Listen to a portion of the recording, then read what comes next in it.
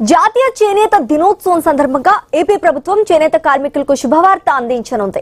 ముఖ్యమంత్రి చంద్రబాబు నేడు బాపట్ల జిల్లా చీరాలలో నేతన్న సేవలో పథకాన్ని ప్రారంభించనున్నారు. ఈ పథకం ద్వారా రాష్ట్రంలోని అర్హులైన ప్రతి చేనేత కుటుంబానికి ఏడాది 25,000 చొప్పున ఆర్థిక సాయం అందించనున్నారు. లబ్ధిదారుల బ్యాంకు ఖాతాల్లోనే నేరుగా నగదు జమ చేయనున్నట్లుగా ప్రభుత్వం ప్రకటించింది.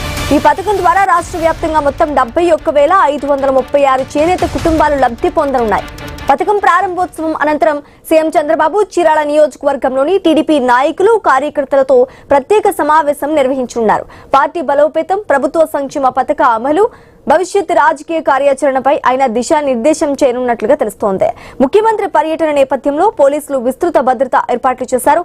సభా ప్రాంగణంతో పాటు సీఎం పర్యటించే మార్గాల్లో కూడా భారీ పోలీస్ బందోబస్తు ఏర్పాటు చేశారు.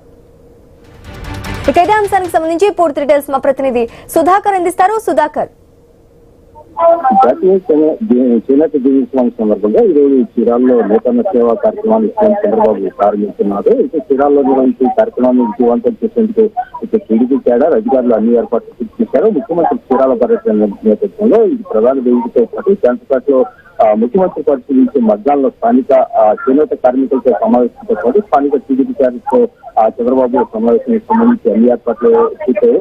కొత్త బైపాస్ వద్ద ఉన్న పార్టీ కార్యాలయంలో పక్కనే సభా వేదికను అయితే సిద్ధం చేశారు. అయితే సీఎం చంద్రబాబు పర్యటన ఏర్పాట్లను చీరాల ఎమ్మెల్యే ఎంఎల్ ఆధ్వర్యంలో చీరాల టీడీపీ అధికార ప్రతినిధి మహేంద్ర అమర్నాథ్ ఎప్పటికప్పుడు పనులు అయితే పర్యవేక్షిస్తున్నారు. అయితే ఉదయం 10:30 ఉండవల్లిలోని ఇంటి నుంచి బయలుదేరిన సీఎం చంద్రబాబు 10:50 చీరాల్లోని పట్టుపాటు చేస్తుంటారు. 11 గంటలకు ప్రజావతికి చేరుకొని నూతన సేవ పథకాన్ని అయితే ప్రారంభించి అక్కడ లబ్ధిదారులకు లబ్ధిని అందజేసి అక్కడ జరిగే సమావేశంలో పాల్గొంటారు.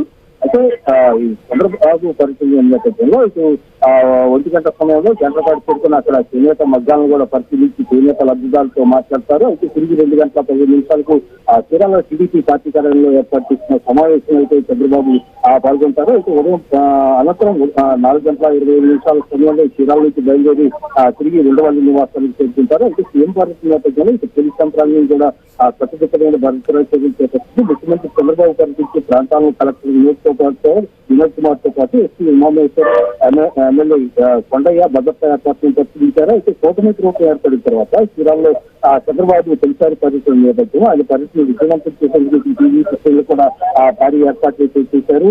అయితే ఈ రోజు కూటమి ప్రభుత్వం చేనేతలకు అండగా కూటమి ప్రభుత్వం అమలు చేస్తున్న నూతన సేవల పథకం కింద ఒక్కొక్క చేనేత కుటుంబానికి 25,000 రూపాయల లబ్ధి చేకూరనుంది. మొత్తం 179 కోట్ల రూపాయలతో 71,736 చేనేత కుటుంబాలకైతే లబ్ధి చేకూరుతుంది. Right, thanks for the update Sudhakar.